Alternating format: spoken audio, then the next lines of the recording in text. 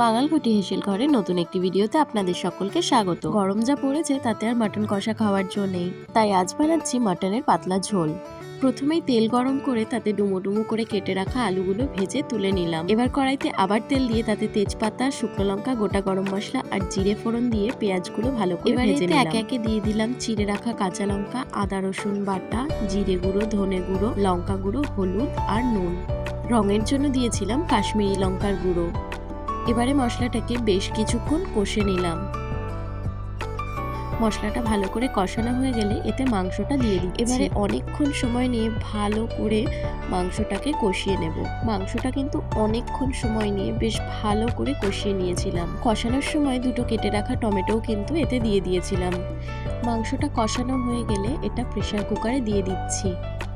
সমস্ত মাংসটা প্রেসার কুকারে দিয়ে যতটা ঝোল রাখতে চাই ততটা জল দিয়ে আমি 6টা সিটি দিয়ে নিয়েছিলাম। পুরো স্টিমটা বের হয়ে যাওয়ার পর কিন্তু ঢাকনাটা তুলেছিলাম। মাংসটা খুব সুন্দর সেদ্ধ হয়েছিল আর খেতেও কিন্তু দারুণ হয়েছিল। আজকের মতো তাহলে ভিডিও এখানেই শেষ করছি। দেখা হচ্ছে নতুন একটি ভিডিওতে।